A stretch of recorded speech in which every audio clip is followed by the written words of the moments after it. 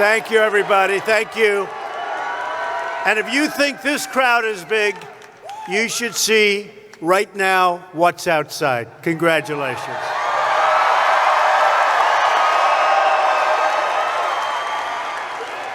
Hello, Pensacola.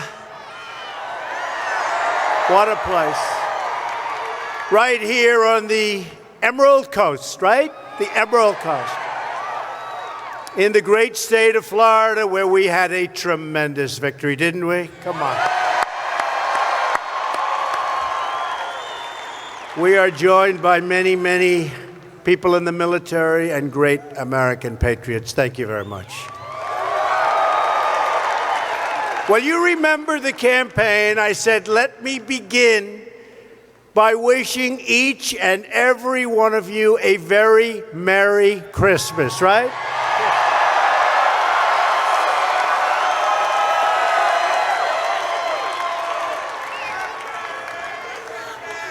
And I can think of no better Christmas present for the American people than giving you a massive tax cut. That's what's happening.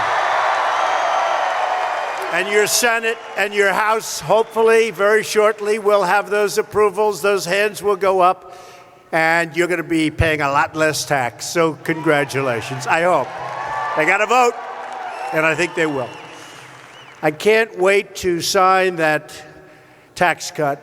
Great for so many, but great for the middle class. We're going to put it into law. We're going to cap off an incredible first year in office. There's been no first year like this, or at least just about no. I think the answer is no, but I have to be very accurate because of the fake news back there.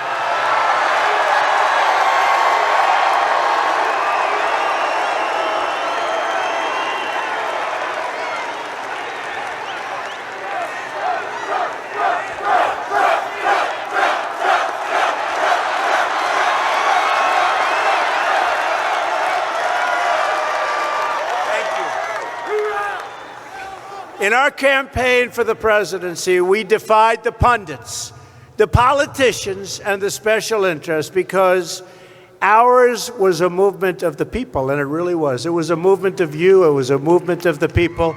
It was a movement to make America great again. And it's happening. That's happening. And by the way, how are your 401ks doing? Not too bad, right? Over the weekend, I was in New York City, and I love to say hello to our folks in uniform, whether it's the military, whether it's law enforcement. And we had people backstage, and I always want to take my time. And a man comes up. He was a police officer in New York City. First time anyone said this to me, he said, Mr. President, I want to thank you. My family thinks I'm a financial genius. My 401k is up 39% in 9 months. I think it's going to be very hard for somebody to beat us in a few years. Can you imagine? Now we're only talking about a few years. All you have to say is, with us it goes up, with them it goes down, and that's the end of the election, right? Everyone's doing well, and it's going to be a lot better. We're going to do better and better. We are going to make our country great again, and we are looking at our country now as America first. America first.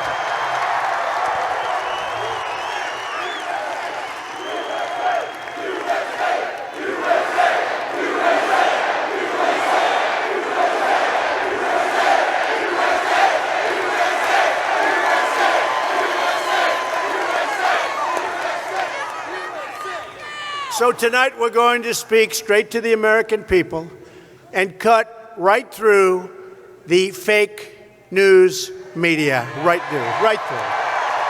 through it.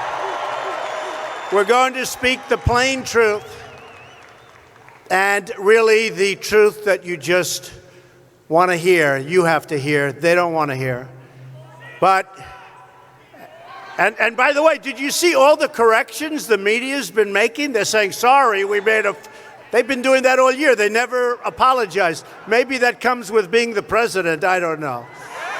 I don't know. They've been apologizing left and right. They took this fraudster from ABC. They suspended him for a month. They should have fired him for what he wrote. He drove the stock market down 350 points in minutes, which, by the way, tells you they really like me, right? When you think of it. And you know what he cost people? And I said to everybody, get yourself a lawyer and sue ABC News. Sue them. And then CNN apologized just a little while ago. They apologized. Oh, thank you, CNN. Thank you so much. You should have been apologizing for the last 2 years. True. True.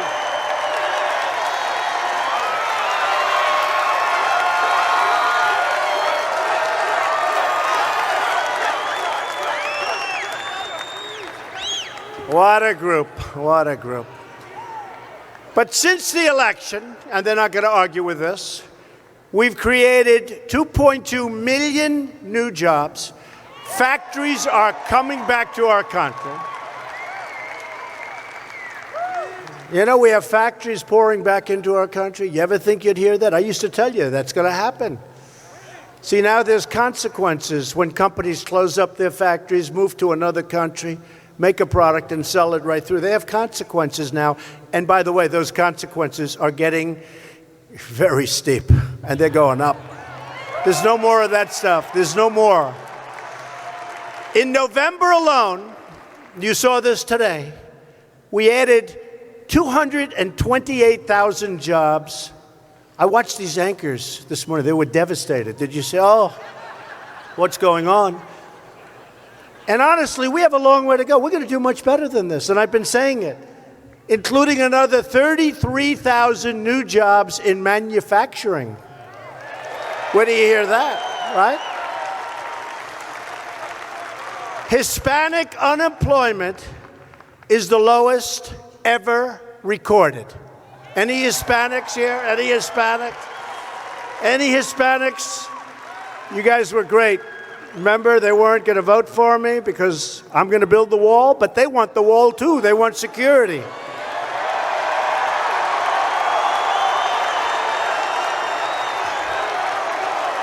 Oh, we're going to have the wall. Don't worry.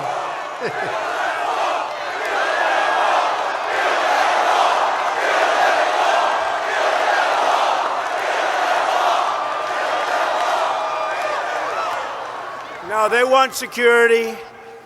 How about the Cuban population in Miami? Well, we have Cubans here tonight. Good. Was the number 86% in favor of Trump? A tremendous percentage.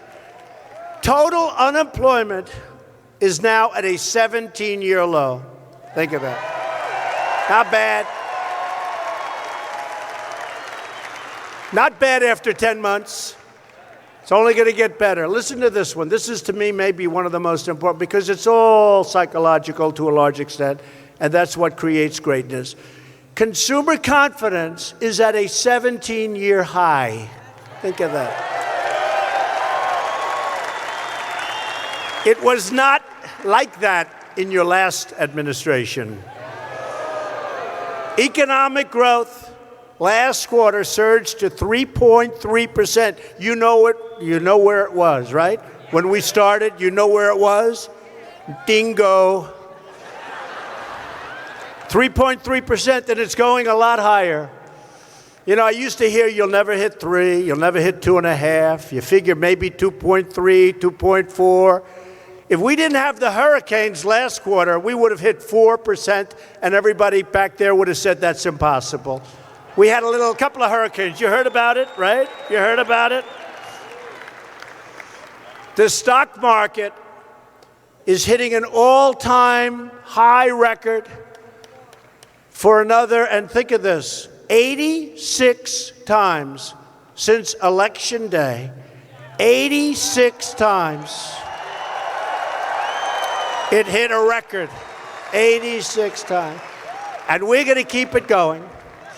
And then you look at all of the money you folks are making. Oh, I wish I could take 10 or 15%, but I think you're not going to do that, right? You're not going to do that?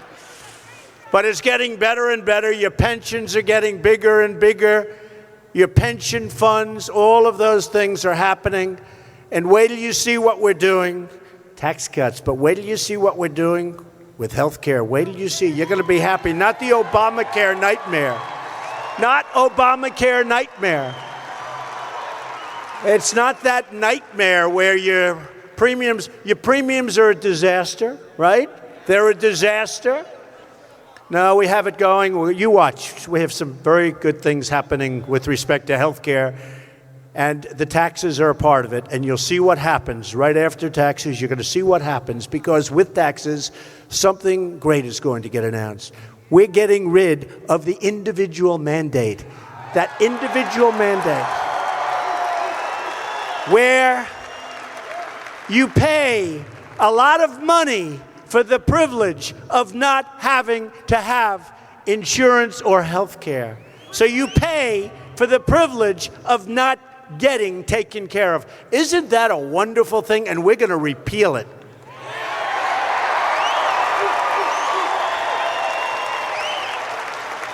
Since the election, we've created more than $5 trillion in new economic wealth just in the stock market alone. We're not including real estate and other values. $5 trillion. And we are finally rebuilding our country, defending our citizens, and fighting for our great American workers.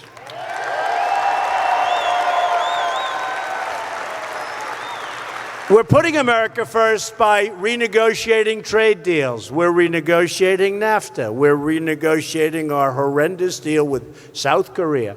I kept you out of the TPP, which would have been a total disaster for you and for everybody else. And we're making individual deals with these countries. You know, when you get tied into 12 countries or 22 countries or 18 countries, you're stuck. It's a spider web. It's like this. If you have 16 good ones and 2 bad ones, as an example, you can't do it. You can't get out.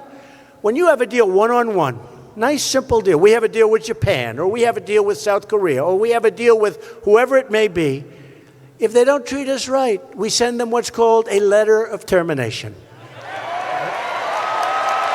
See? These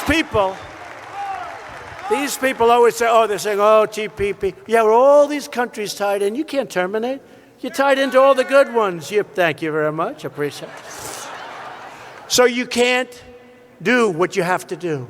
So you send out a letter of termination. You give them a 60-day notice or a 30-day notice or even a 6-month notice. They then come back because we're the big piggy bank that everybody likes robbing. The whole world robs it.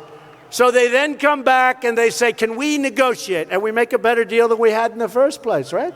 But you can't do that when you have many countries tied in. You can't, I call it a spider's web. There's a lot of Washington lobbyists, bureaucrats, politicians who don't want to see things change. They're made a fortune. Areas around Washington, D.C. are the richest areas in this country. You saw it the other night. A list came out. We have 5 areas that are among the richest areas in the country. That's because everybody is making a fortune, and people outside of that area are paying for the money they're making. We're not going to have it. They like things the way they used to be. They don't like it so much now, although I must tell you, they're doing well also. They're doing well also. Their stocks are going up. I don't know if there's anything I can do to prevent it for those people. But they call themselves the resistance. You ever see these signs? Resist, resist.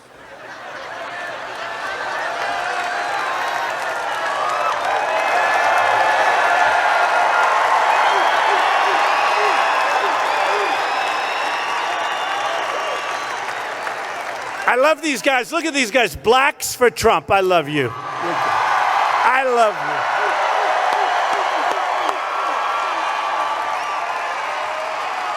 I love you. By the way, now that you bring it up, black home ownership just hit the highest level it's ever been in the history of our country.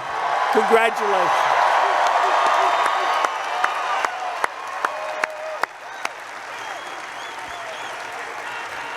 Oh, these resistors resist. Hillary resisted, and you know what happened? She lost the election in a landslide.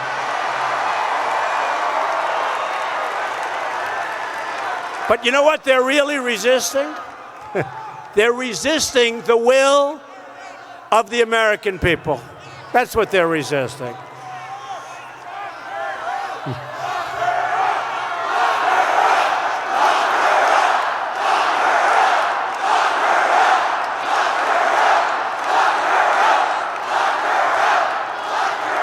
Look, it's being proven we have a rigged system. Doesn't happen so easy. But this system, going to be a lot of changes. This is a rigged system. This is a sick system from the inside. And, you know, there's no country like our country, but we have a lot of sickness in some of our institutions, and we're working very hard. We've got a lot of them straightened out, but we really do. We have a rigged system in this country, and we have to change it. Terrible. Terrible. They're resisting progress. They're resisting change because the only thing they really care about is protecting what they've been able to do, which is really control the country and not to your benefit. By the way, wages starting to go up. First time in 20 years, starting to go up. That's all going to happen. That's all going to happen. That's all going to happen. That's just a part of what's going on. But I'm going to do something better than that. We're going to have choice. Now, we have choice in education now. We're starting that, right? And I thought of it the other day. We're going to have choice in jobs so that you don't have one job and hang on even though you don't like it. You're going to have choice where you can take 5 jobs, 6 jobs, 7 jobs, pick the one you like at the most money. That's what's starting to happen because the jobs are coming in. That's what's starting to happen. Thanks to General Mattis and the military leaders and the allies. Mad Dog Mattis. Mad Dog Mattis.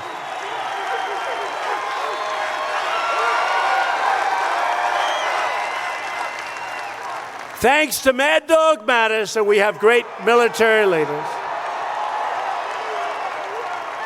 ISIS is being dealt one brutal defeat after another. You see it. Not only are we defeating these killers, these savage killers, horrible, horrible, you don't even want to say people. These are savage killers over there, but we sure as hell don't want them to come over here. I'm sorry. I'm sorry. You know, they come back to some countries and they come in. We're making it a very difficult process. We had such weakness. They'd go out, kill people, then they come back and they go back home to mom and dad. Okay, before they went nutso and start over here. We're making it very difficult. You see what's being happened. We're watching every single one. We have thousands of people right now under surveillance. Slow surveillance. That sounds familiar. That sounds familiar. Remember when I suggested something like that? Everyone said, Trump? Why is he said? Well, it turned out I was right about that one, wasn't I? America is being respected again abroad, and we are taking care of our citizens at home, and we're going to have safety, and we've got a lot more now. We're getting rid of the MS-13 animals. We're going to have safety again. Because America is more than just a place on a map. America is a nation. America is a family. America is ours to love and to cherish and to protect and to take care of, and that's what we're doing. We're going to take care of this country for our children and our grandchildren and our great-grandchildren, and we're not going to let people come into our country who are going to destroy our country.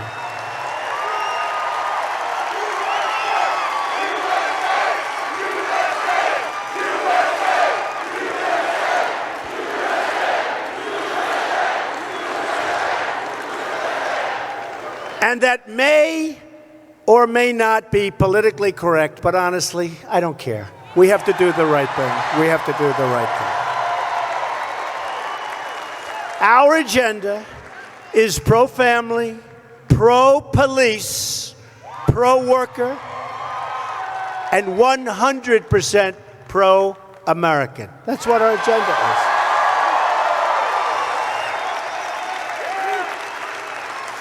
That's why I recently withdrew the United States from the United Nations plan for global governance of immigration and refugee policy. No borders. It's a no borders plan. They have a plan, no borders. I heard about it recently. I said, what are you talking about, no borders? No borders. No borders. Everybody can come in. If you don't mind, I've rejected that plan. Is that okay? Okay. I told them, not only do we want no borders, we want the strongest borders you've ever seen. We're going to have such borders. We'll have borders on top of borders. America's a sovereign country. We set our immigration rules. We don't listen to foreign bureaucrats. We don't listen to other countries telling us how we should be running our immigration. Thank you very much.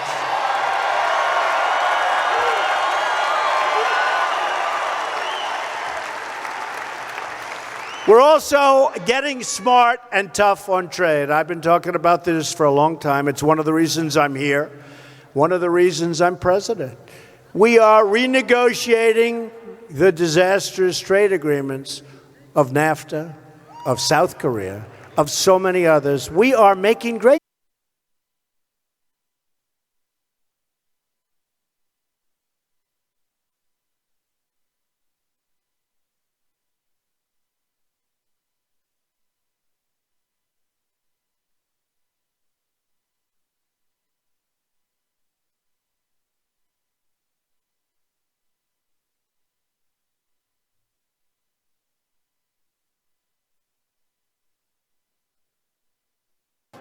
But we had a meeting. He said, no, you have a trade surplus. I said, no, we don't. He said, no, you have a trade surplus. I said, Mr. Prime Minister, we do not. He said, how do you know? I said, because we don't have a surplus with anybody. And that number is going to go a lot higher. And these are numbers that are going to produce a lot of jobs in our country, and that's what we have to be doing. We are going to end the theft of American intellectual property, crack down on China's trade abuses, and confront countries that cheat, of which many of them are in that category, sadly. We will buy back our country. We will take back our country. We will make those great trade deals, and we will have unbelievable amounts of jobs created and factories created.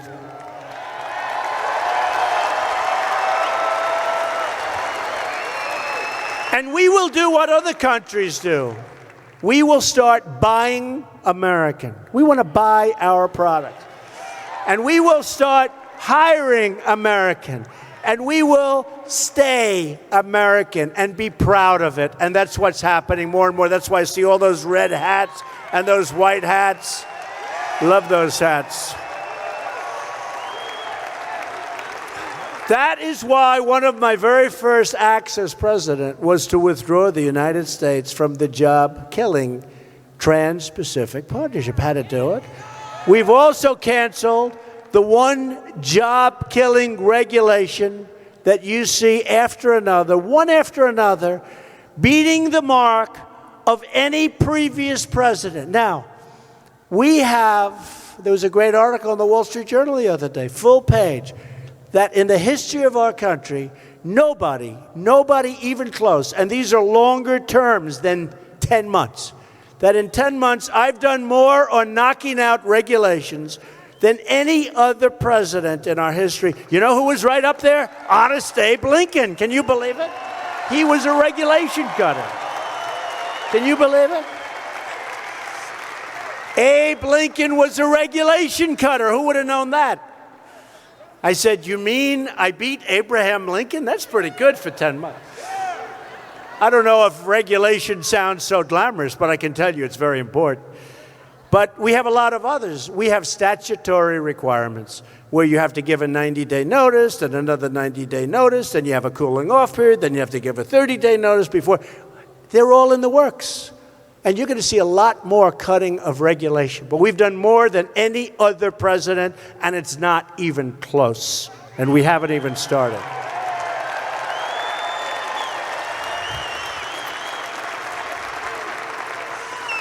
And as promised, and I used to come out here, I've been here 3 times. I love it. I just keep coming back. I just keep coming back. Oh, boy, oh, boy. I'll tell you, when we were doing well during that beautiful election night, when we were doing well all over Florida, I said, was the Pensacola area included yet? And they said, no. I said, guess what? We just won that election.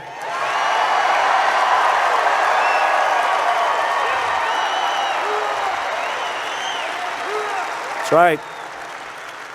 And as promised, remember, I announced that I would withdraw America, the United States, from the horrible, for us, good for other countries, it's great for other countries, from the horrible Paris Climate Accord.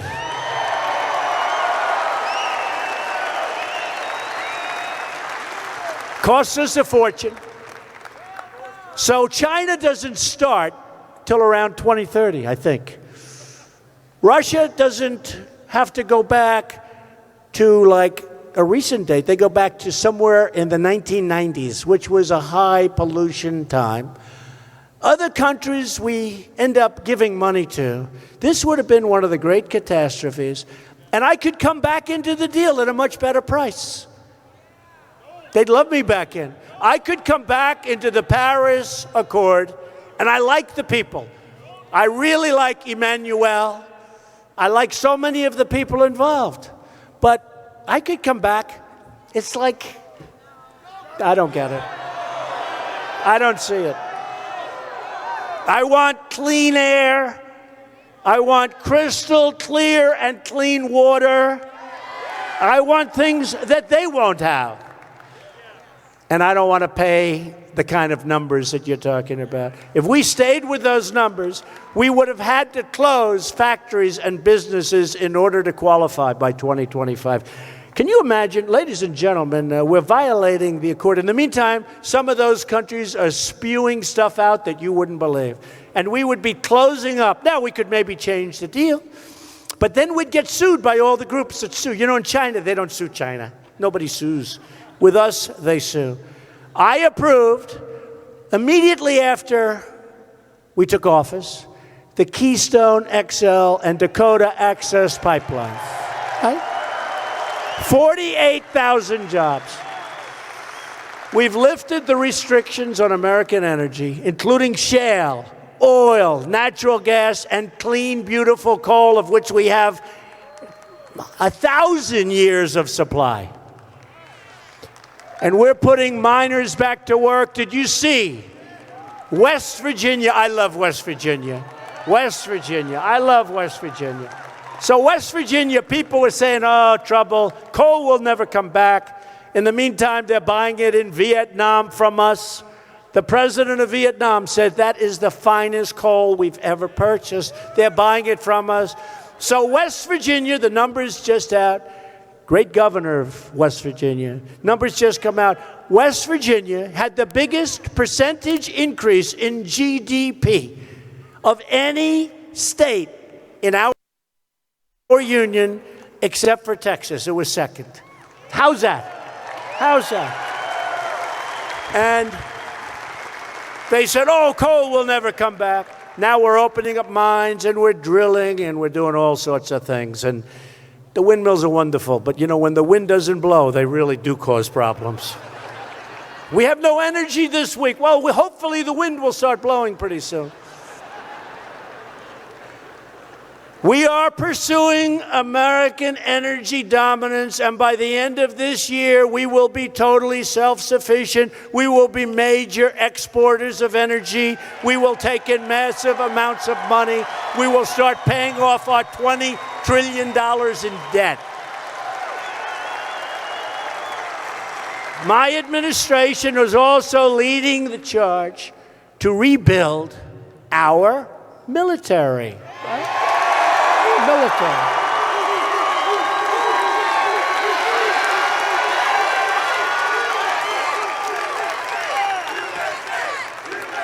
We're supporting our troops and their wonderful military families, including those right here in the cradle of naval aviation.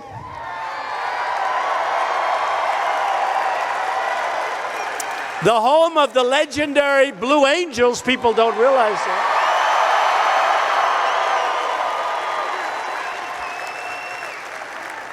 By the way, can those people fly or what?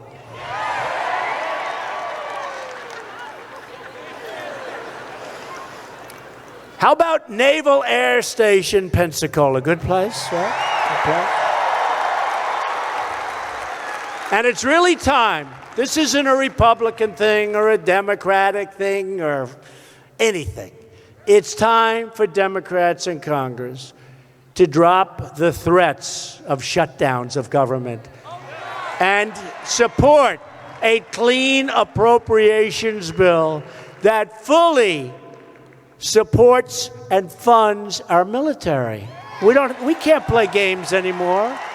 We can't play games. And don't forget, we make the greatest missiles, the greatest military equipment anywhere in the world. Nobody's close. And what does it also mean? And to me, it's secondary in this case. But what does it also mean? Jobs, jobs. But we are building our military stronger, and by the time I decide to go off into the wild blue yonder, you are going to have the strongest military this country has ever had by far.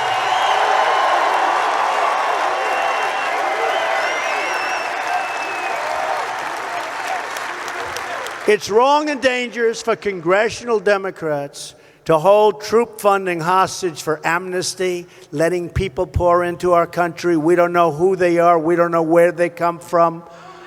You saw what happened with beautiful Kate Steinle.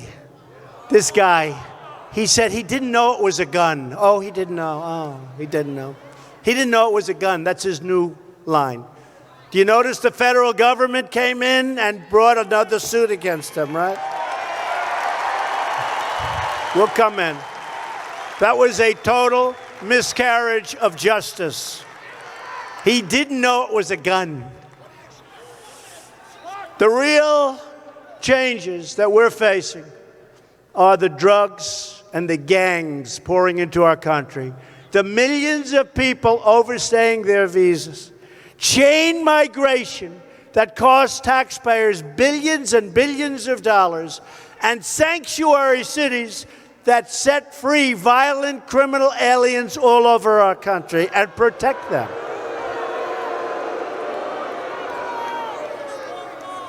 People come in and they're not necessarily good, like the man that ran over, the animal that ran over many people in New York City the other day. You saw that 2 months ago.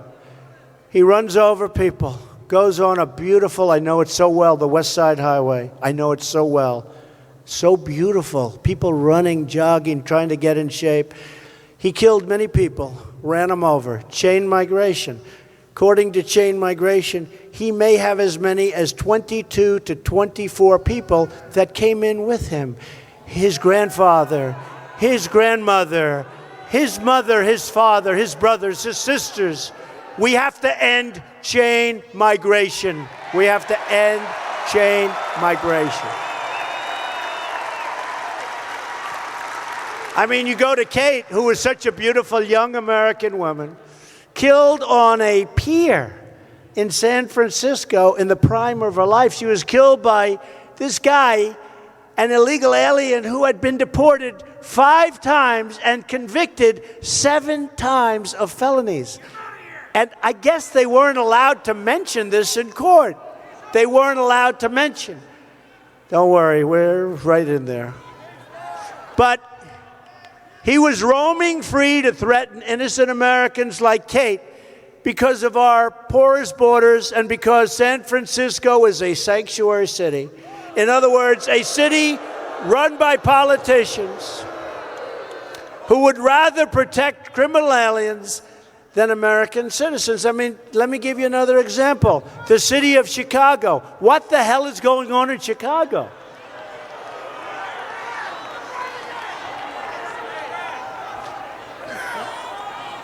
There are those that say that Afghanistan is safer than Chicago. Okay?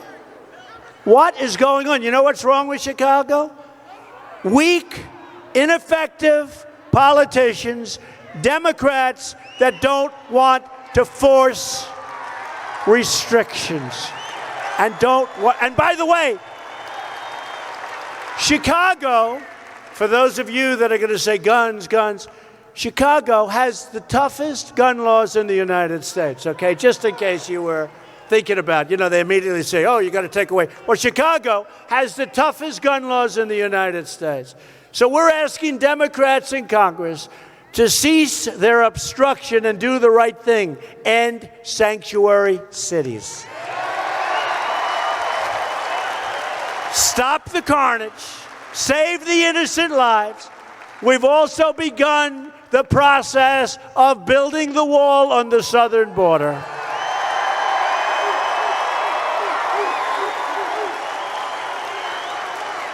And we are empowering our immigration officers to do their job, and they're doing a great job. ICE and Border Patrol agents are working so hard, and they endorsed us for the election. I say us because it's really not me. It's us all together. It's us. It's us. We're a group, a big group, a big, beautiful group. I'll tell you, all you have to do is look around here.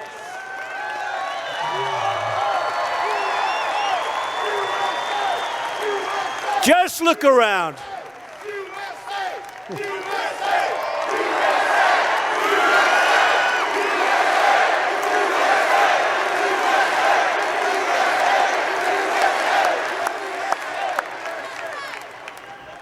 I just said, just look around, and the first thing I see is that big, beautiful Merry Christmas sign. I mean, can you believe it? Remember I told you 2 years ago when we started, I said, and it was summer, but I said, you know, we're going to say the Merry Christmas, but let me just tell you, the department stores, right? They had the beautiful red walls. They had snowflakes all over the place. They had everything. Only one thing missing, the words Merry Christmas. They're using those words again. Do you notice? They're using those words again.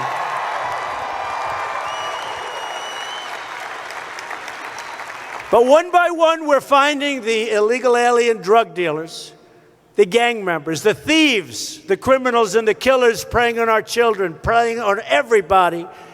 And we are throwing them the hell out of our country, or we're putting them in prison.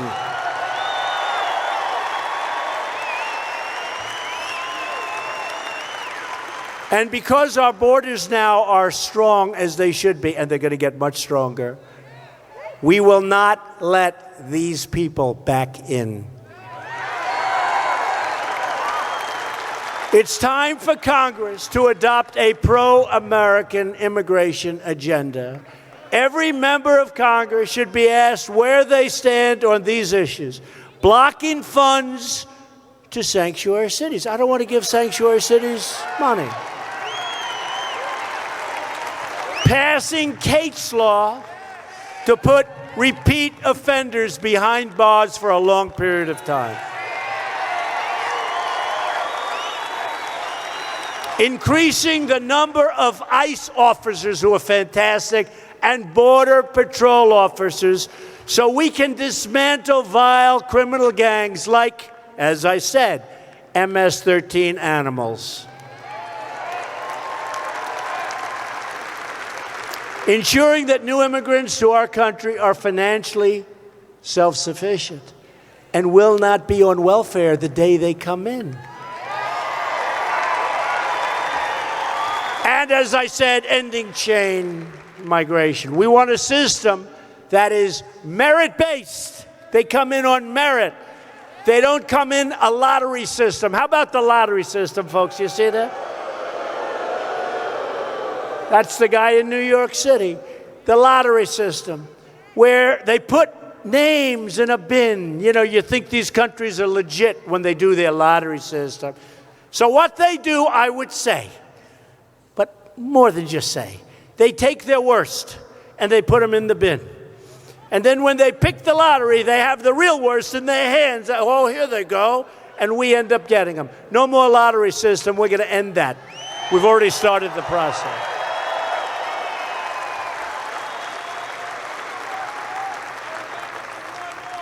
We want people coming into our country who love our people, support our economy, and embrace our values. It's time to get our priorities straight. This guy's screaming, "We want Roy Moore." He's right.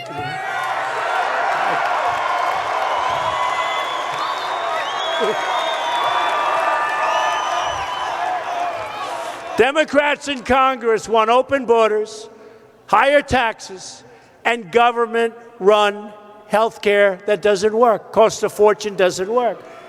They're soft on crime, and they want to suffocate our economy with socialist-style regulation. Raise your taxes through the sky. They don't want to vote for our tax cuts because they want they want tax increases. That's why we need a Republican in the House. We need a Republican in the Senate. We need more of them. And by the way, just so I can satisfy this gentleman out there, how many people here are from the great state of Alabama? Whoa.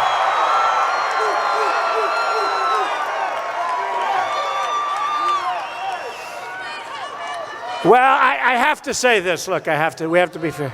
So did you see what happened today? You know the yearbook? Did you see that? There was a little mistake made. She started writing things in the yearbook. What are we going to do? Gloria Allred, anytime you see her, you know something's going wrong. We cannot afford, this country, the future of this country, cannot afford to lose a seat in the very, very close United States Senate. We can't afford it, folks. We can't. We can't afford to have a liberal Democrat who is completely controlled by Nancy Pelosi and Chuck Schumer. We can't do it. Can't do it.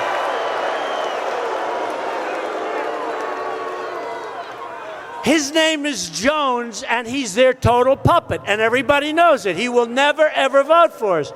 We need somebody in that Senate seat who will vote for our Make America Great Again agenda, which involves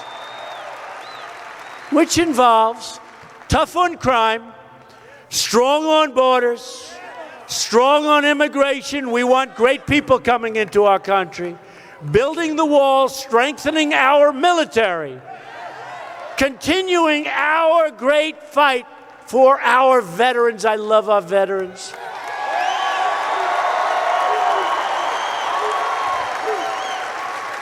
We love our veterans. We want conservative judges like Judge Gorsuch on the Supreme Court, doing a great job, too. We want people that are going to protect your gun rights. Great trade deals instead of the horrible deals.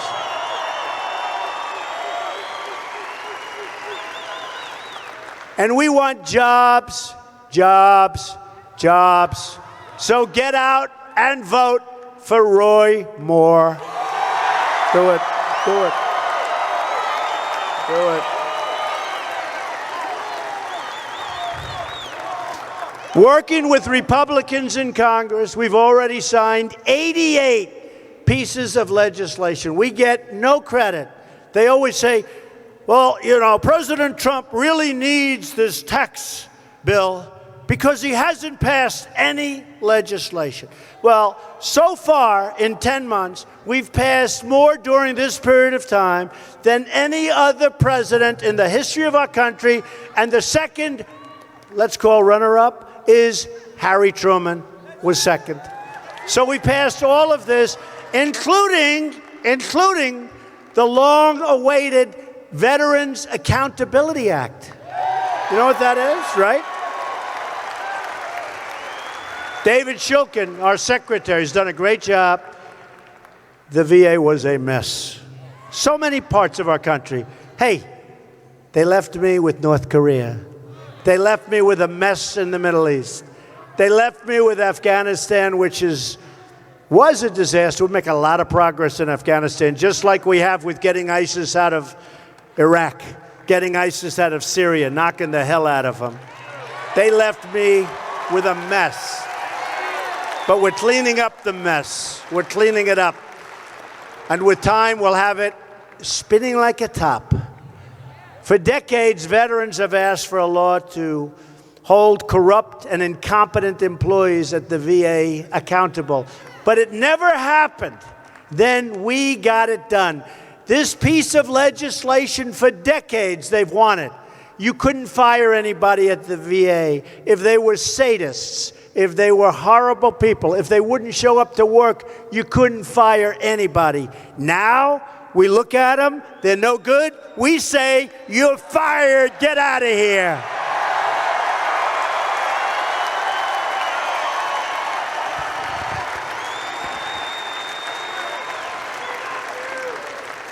And I must tell you, I can't believe that Arnold Schwarzenegger bombed so badly on The Apprentice. My poor, beautiful show. It was so successful. We get a big movie star and he can't pull it off. We are respecting Americans' heroes and rebuilding America's standing. All over the world, they're respecting us again. When I came into office, we inherited all of these problems all around the globe, years of America projecting weakness, not going over the red line. If we went over the red line, you wouldn't have had Russia and Iran going into Syria. But you know what? He said, you're never going to do it. Don't ever violate the red line. They violated the red line. He did nothing. So Russia went in and Iran went in. But you know what? We had 59 missiles, and they used gas. And we said, you can't do that. And we hit our great military from ships 700 miles away. 59 missiles and 59 perfect hits.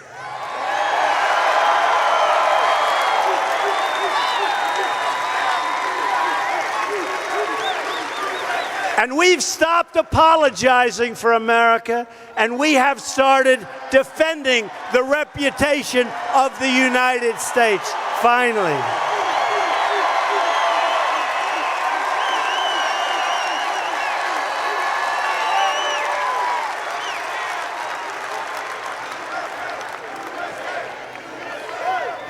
To prevent Iran from ever obtaining a nuclear weapon, I recently declined to certify the disaster known as the Iran nuclear deal, a total disaster.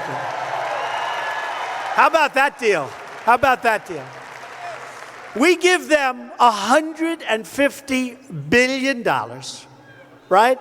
We give them $150 billion. But here's the thing. Smaller money, but think of this. We give them $1.8 billion in cash. I mean, like green. In fact, it was so much cash that they had to go to other countries also because we didn't have enough cash in Washington, D.C. They loaded up planes with cash. Can you believe the presidency has that kind of power? I don't want to ever try it. No, but can you believe that the presidency has the power to send bushel loads of cash to Iran, probably for hostages, probably $1.8 billion, probably for hostages. So sad. We don't do that. We don't do that anymore. As part of a campaign of maximum pressure on the vile dictatorship of North Korea, we have imposed the toughest ever sanctions passed by the United Nations Security Council, and we have a lot of other sanctions. But, I don't know that sanctions are going to work with him. We got to give it a shot. We'll see. Who knows? I just tell you, folks, you're in good hands. That's all I can say. That's all I can say. And I've strengthened our relationships with America's allies and asked other NATO members to pay their fair share. And now the money is pouring in. The money is pouring in. Remember, I went to NATO a year ago, and these fake people back here, they were saying Donald Trump's performance at NATO was unacceptable. You know why? You know why they said it? Because I told the people of NATO standing right behind me while they were standing behind me, they've been delinquent. They haven't been paying. I said, you got to pay. You got to pay. You got to pay. And now they've taken in because of that. And I guess I implied if you don't pay, we're out of there, right? And I took more heat from the press. They said Donald Trump was rude to our allies. Well, they're rude to us when they don't pay. Right? They're rude to us. So we'll have a nation that doesn't pay. Then the nation gets frisky with whoever, Russia. So we have a nation doesn't pay. The nation gets aggressive. We end up in World War III for somebody that doesn't even pay. You think they think we're geniuses? So here's what's happened. In the last short period of time, Stoltenberg, who's the head of NATO, he's my biggest fan in the whole world because he couldn't get anybody to pay. We've taken in $11 billion extra, and going into 2020 or 2021, we will have taken in $33 billion extra, and they aren't even doing what they should be doing, just so you understand. It's terrible, the way our country has been disrespected, but we will be disrespected no longer, okay?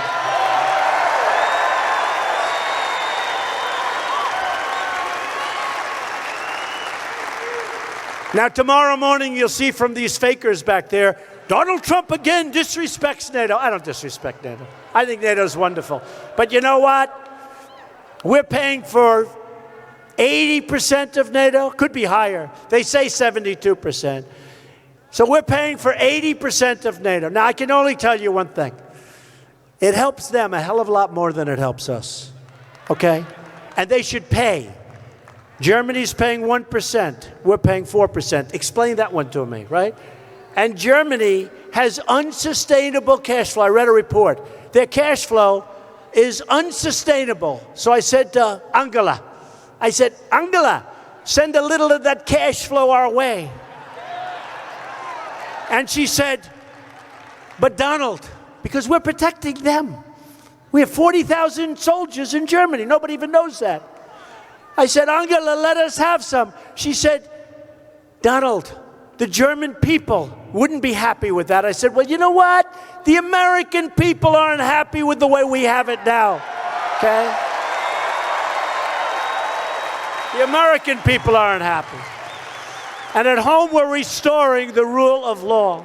We're interpreting the Constitution as written, defending the Second Amendment. You'll keep your guns. And protecting religious liberty. We are protecting religious liberty.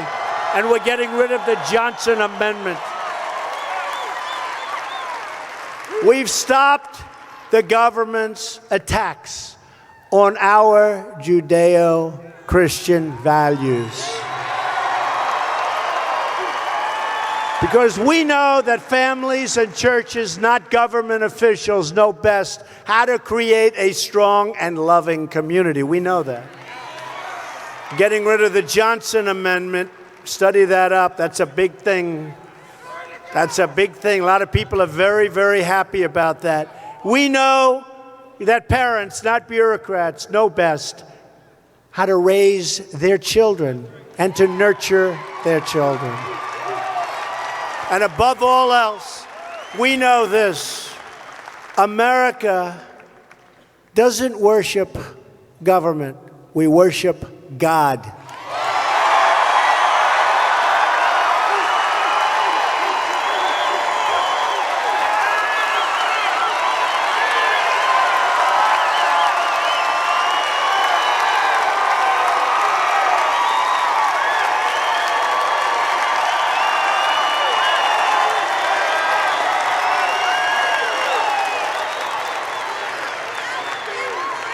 All of us here tonight are united by the same values. We love our country, and we are proud of our history. We are so proud of this country. We honor our heritage, and we treasure our freedom. We support our incredible men and women of law enforcement.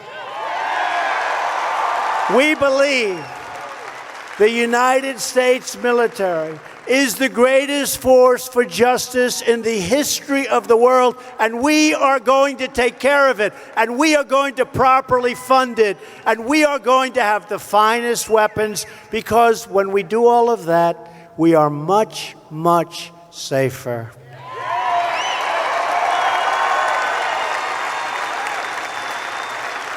And far less likely to have to use them. It's amazing how that works, isn't it?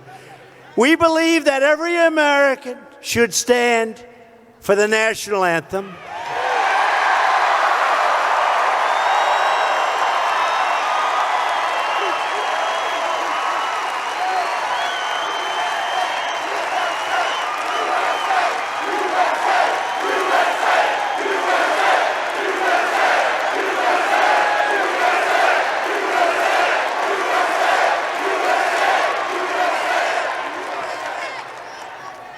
And we proudly pledge allegiance to one nation under God. Our rights come from our Creator, and no earthly force can ever take those rights away, and they never will. That is why my administration is taking power back from global bureaucrats and returning that power back to the American people. And you see it all the time. You see it economically. You see it at the church. You see it in every different way. We don't sing a global anthem. Our troops don't wear a foreign uniform. And we will never surrender our rights to international tribunals. We won't do that.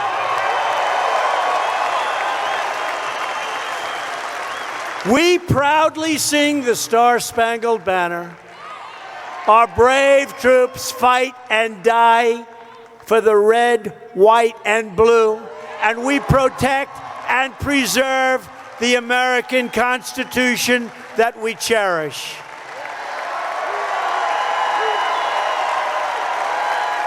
I've said it so often that my job is not to be president of the world. My job is to be president of the United States of America.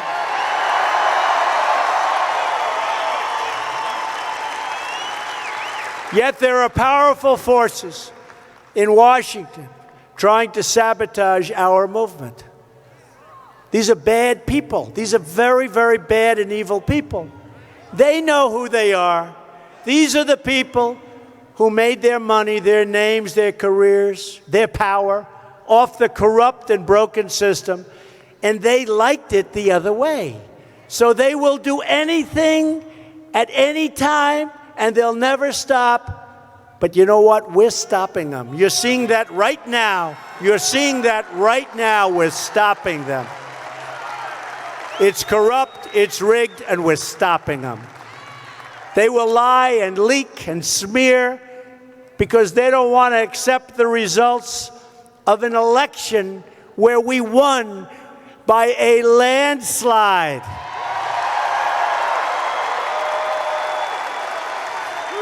Do you remember? There is no way for Donald Trump to get 270. We heard that for week after week. What they're doing is the fake news. It's called suppression. Just like they give the fake polls. I call it fake news, fake polls. A poll came out today on CNN, such a fake. A poll came out. They'll have to apologize for that one. Another one came out that was through the roof, but it wasn't on CNN. But I will tell you, look, we need honesty. We need some love in the country. I'd love to bring both sides together if that's possible. There's a lot of hatred out there, but I would love to be able to bring both sides together. But remember this, the same failed voices in Washington who opposed our movement right from the beginning are the same people who have undermined the credibility of our government institutions. They're the same ones who gave us one terrible trade deal after another and one foreign policy blunder and disaster after another with no accountability and no apology. The Washington insiders who oppose our movement are the same people who sacrificed our sovereignty, our wealth, our borders. Look at our country. We owe $20 trillion. Think of it. We have spent, as of 2 months ago, almost $7 trillion in the Middle East. And you know what we have? We have nothing. It's worse than it was 17 years ago when they started. These are the people that fight us. And if I want to fix up the roads in this country, they say, oh, well, we don't want to spend money for that. It's a tiny fraction. We could have, with that $7 trillion, not billion, $7 trillion, we could have rebuilt our country 3 times over. They've had their chance at running this country and they failed. So I think I speak for everyone here tonight, and I appreciate you being here, especially in numbers where you can't even get into the corners. When I proudly say, you know the beautiful thing? I was telling some of my friends backstage, the amazing thing about this, and all the people that couldn't get in, when an election is over, they tell me, what do I know? I've been a politician for a little more than 2 years. So what do I know? Although I'm doing a good job, I guess, right? I'm president.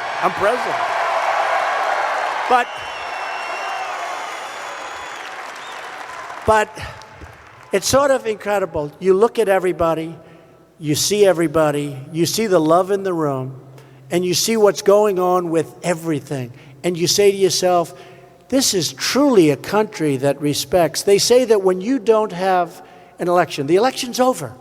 There's no competition, there's no nothing, although we always have the deep seats inside. But it's over. They say you can't draw a crowd. In other words, when an election ends, you can't draw flies. They say, look at this place. Look at this place.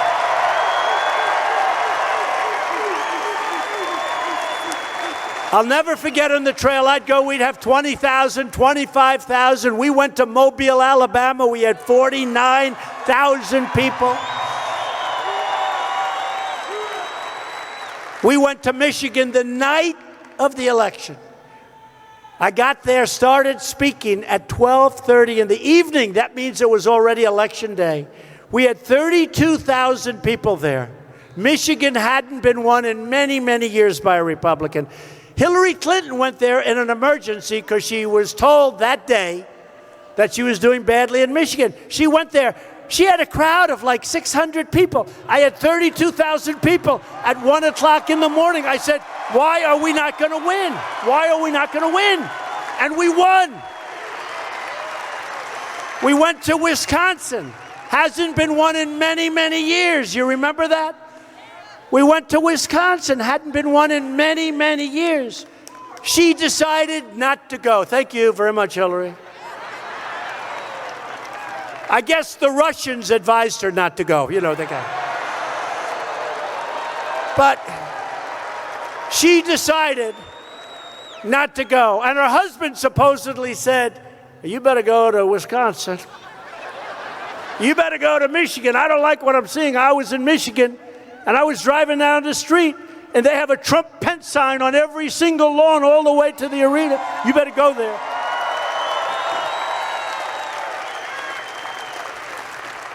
And she said, no, no, no, my bunch of dummies, a bunch of dummies.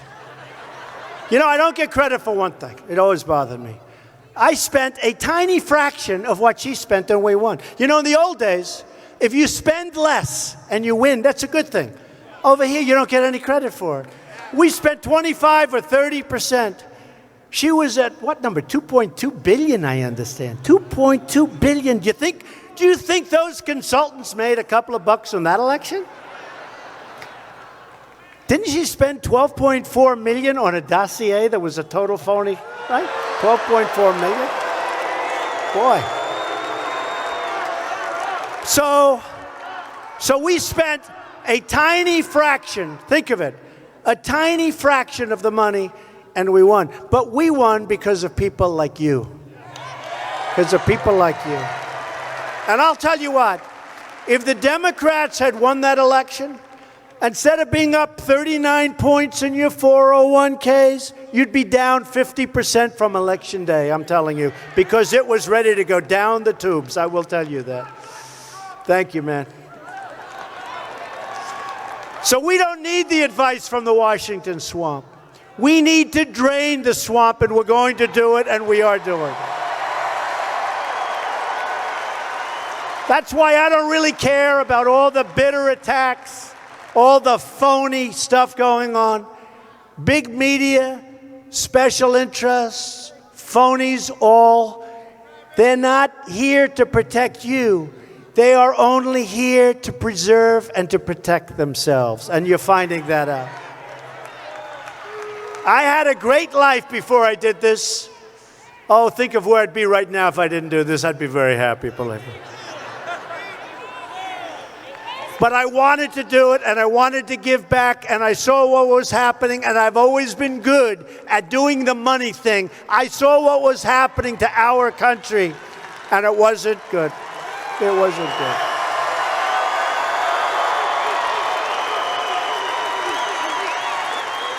I took this job on behalf of the forgotten men and women of our country. But guess what?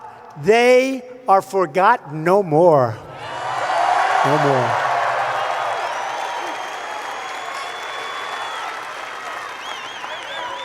People came out of areas, you know, they didn't think you existed. You know that, right? Remember? And you remember the word deplorable? How brilliant was that? I was watching her with that speech, and she was reading a teleprompter yet. And she said, deplorables. And I said, huh, that's not nice. She's talking about a lot of people. Little did I know I was right. That thing blew up. That was one of the reasons she lost. And now we're all proud deplorables. We're proud deplorables. Very proud. Your voice will never, ever be ignored again. They're all going to be coming after you for every election from now on in this country. You will never be ignored again. Your dreams are my dreams. Your hopes are my hopes. And your future is what I'm fighting for each and every day.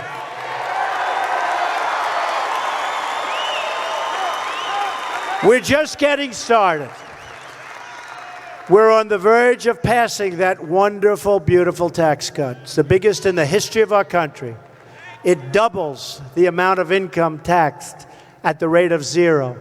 It lowers tax rate. It expands the child, you know that, the child tax credit so broadly. It provides relief from the estate tax, also known as the death tax. It cuts small business taxes. It reduces the corporate rate, very importantly, from 35%, which is the highest in the industrialized world, all the way down to 20%. You're going to have new companies coming in. You're going to have jobs, jobs, jobs. And it brings corporate money from overseas back where it belongs. And we're talking about possibly in excess of $4 trillion that we can finally bring back. The typical family of 4 earning $75,000 will see an income tax cut of up to $2,000, cutting their tax bill in half. People don't know it, and they don't want to report it. These people don't want to report it. Our business tax cut is expected to raise annual income for the typical household by more than $4,000. They don't want to tell you that. They don't want to tell you that. Fake news. Our plan means more companies will move to America, stay in America, and hire in America. We want every American to know the dignity of work, the pride of a paycheck, and the satisfaction of a job well done.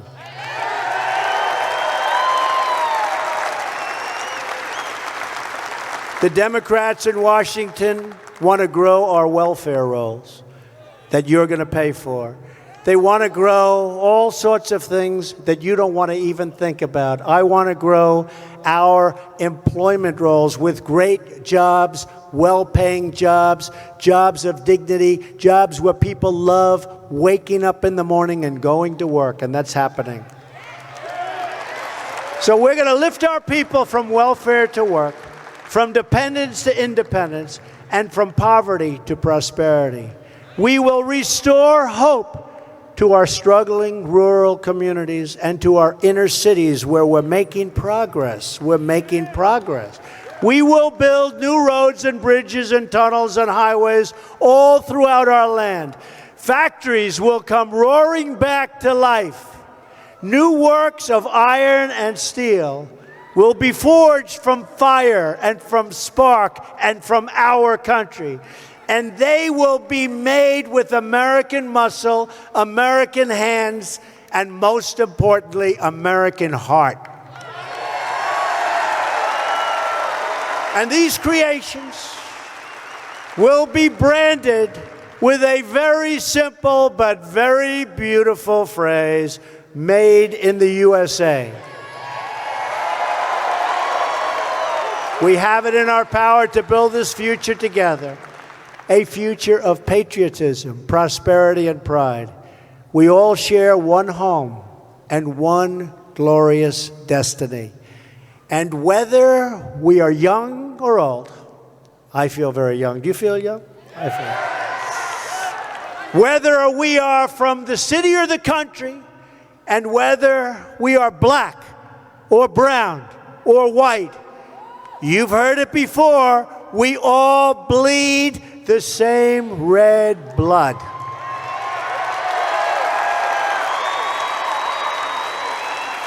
We all salute the same great American flag. And we are all made by the same Almighty God.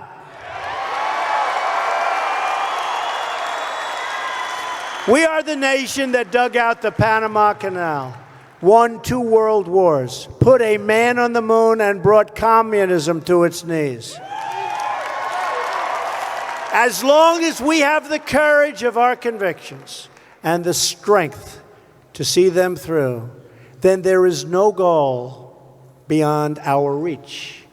As long as we are true to our values, loyal to our citizens, and faithful to our God, then we will not fail.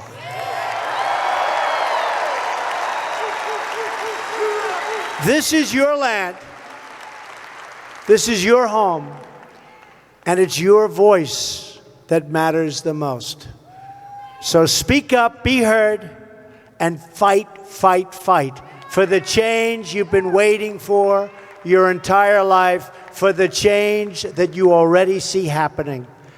Our revolution didn't end on November 8th. That was just the beginning.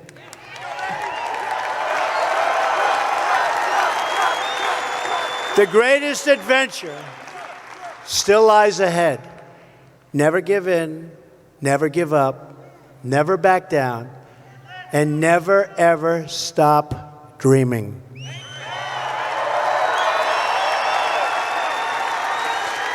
Because we are Americans, and the future belongs to us. The future belongs to all of you.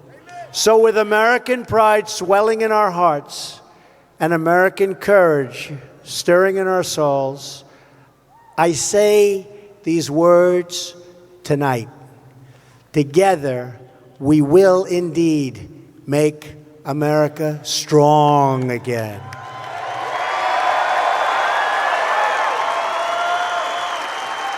We will make America proud again. We will make America wealthy again. We will make America safe again. And put it all together, and what do we have? We will make America great again. Thank you. God bless you. God bless America. Thank you, everybody.